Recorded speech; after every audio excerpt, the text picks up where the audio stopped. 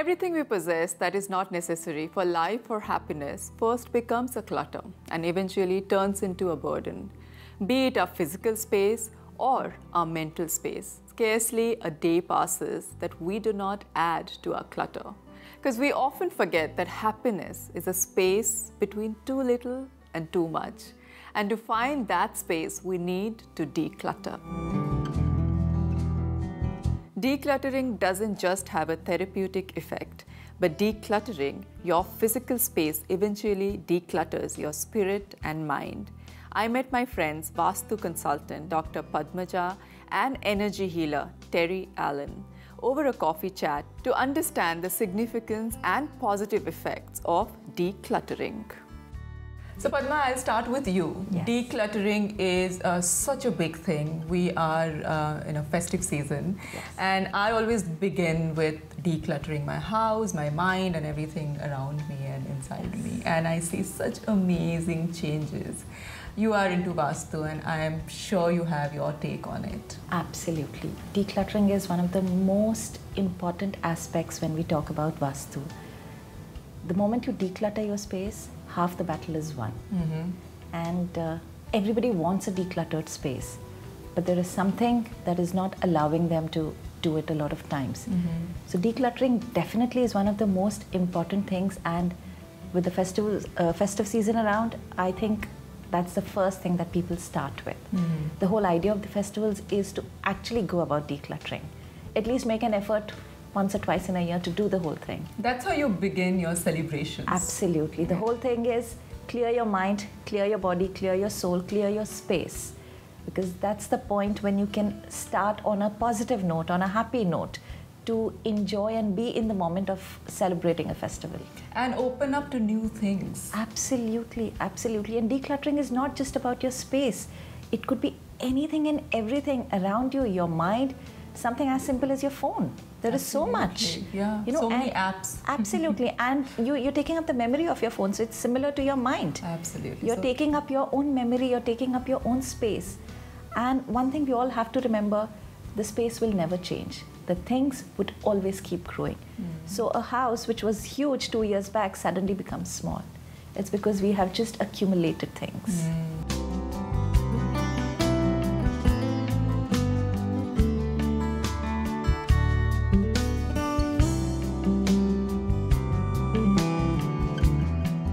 Coming to you, you are an energy healer, and I think it makes a huge difference when we declutter in terms of energy. We really let that energy flow and welcome positivity and happiness into our lives. Some things become an attachment to people.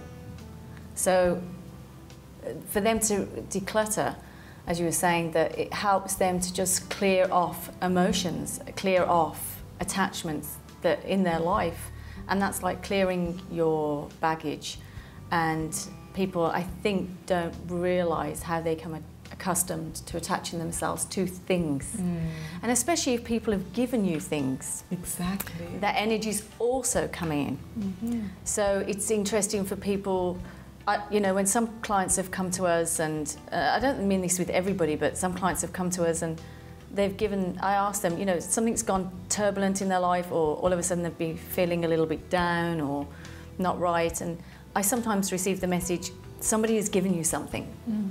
So that energy has created a gateway into their house, and they're feeling that emotion from someone else. So sometimes, it's not everybody, but sometimes you just have to be aware of what's coming in, what you need to clear, constantly renewing your home, yourself, the energy around you, really, in order for you to be able to grow. Yeah. That's a very good point. So Padma, as Terry said, everything that we have in our house has an energy, and they're all interconnected. Absolutely. So in terms of Vaastu, how do we even start to clean our surroundings? Yes. In terms of Vaastu and decluttering, one of the most important things that one needs to remember is, if you do not need it, if you do not use it, and if you do not love it, don't have it in your house. All the three conditions have to be fulfilled. You know, a lot of times you see there are some holiday memories that we bring along, and in one corner it's just lying there. The house slowly turns into a museum. Yes, and a lot of times, you know, this is one of the most common thing which I see in most of the houses. We buy candles and we just keep them, we light them on a special occasion, but that special occasion never comes in. I always tell people, if you buy it, light it. Give value to the money, give value to your space. Correct. Even that candle is nothing but clutter. If you're not using it, and if you're not getting the happiness out of using it, it is clutter. Yeah. So need it, use it, and love it, and make sure when you're using it, it is nourishing your soul. That is very important. Very important. I have a very simple rule for myself. If I have not used something for 6 months, Perfect. my deadline. Throw it. Yes. That's my deadline. Yes, and I'm constantly clearing my space. And Yes. minimalistic, lesser you have, better you feel. Absolutely. The simple policy I tell people is, if you're buying one, let's say a dress, make sure you discard one dress, because the space, as I said, will not grow. So you are creating space for a new thing rather than just trying to fill in your space. So Terry, we hoard a lot of things, and I know everything, as we are talking about, has an energy. Yeah. Do they also influence our relationships with ourselves and people around us? Definitely. I think that it depends who's decorating the house. Like some houses I've gone into and it's quite male, and then I ask them who decorated, and she'll say, you know, my husband did, or my boyfriend, or, and then I'm asking her, so where do you fit in here? So there would be that aspect. Then I've gone into people's houses and I said the energy of the products that you've bought don't necessarily match your energy. And then she would tell me, oh, well, half this furniture came from the first marriage. Okay, so that would to me is move that out and move your furniture and your design as a couple together. Or it can be the house can be completely feminine, you just don't think a man lives there. So you know then there's an imbalancement going on within in the marriage. So it does need to be complementary, that both people like it, they really enjoy their surroundings, and it just reflects them. It's because every house you go into reflects the emotions of that family. Of that family, so true, and the energy. Yeah, 100%. As soon as you walk in, you can pick it up in anybody's house. Yeah.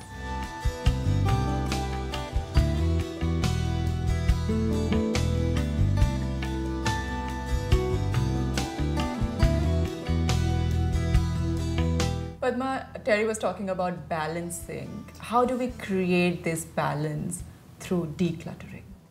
To create that balance within your space, it is very important to allow the space to evolve, to allow the energies to flow within that space. Something as simple as just starting with your wardrobe. If you open your wardrobe, you would find clothes that, oh, probably once I lose my weight, I'll wear these clothes. Or, you know, I'll just save this dress for a nice occasion. And you realize it's been 2-3 years and it's just lying there in one corner. Start with your wardrobe.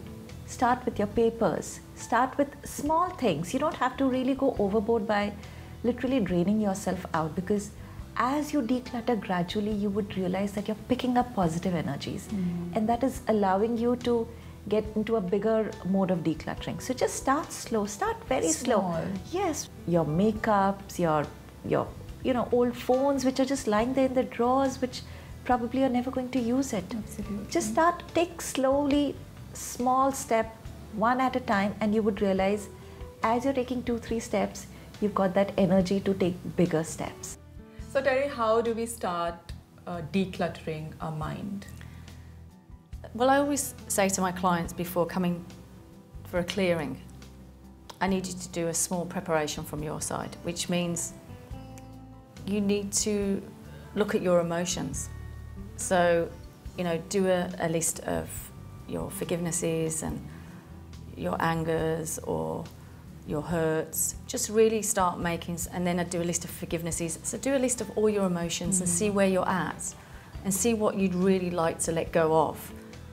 This helps you to declutter this, your heart. We pick up different energies in our chakras, in our aura, from emotions every day. And it's very important for people to know how to really tune into themselves and like tune into their chakras and tune into their emotions and tune into what's going on around them, to be able to know what is their emotions and what somebody else's. You get confused unless you cleanse back to yourself fully. Then you can pinpoint what you need to work on and not get confused, caught up with everybody else, because we can. We can pick up things from just reading the newspaper, from seeing sadness on the telly, carry that all day, but that may not be our sadness. Or just being with a friend after you've left them, you know. That's so true. They're not happy, God bless them, but you may go home with that emotion and then bring that into your life when actually it wasn't yours. True. So by you decluttering yourself emotionally, physically, spiritually, mentally, helps you to get back to you. And all these things that you've said, I have experienced it myself, and I see the change every single time. Either I've, you know, kind of cleansed my emotions or forgiven people, or just, you know, shed that anger towards people, or, you know, some incident or whatever has happened. You just come out of it lighter. 100%, because if you're not forgiving that other person, you're still attached to that other person, and you're using up energy on that anger or forgivenesses every day. So then you're wondering why you're tired. It's a lesson. Leave it, heal it, say thank you for your lesson, and just move it on. Let go and let's go. Let go.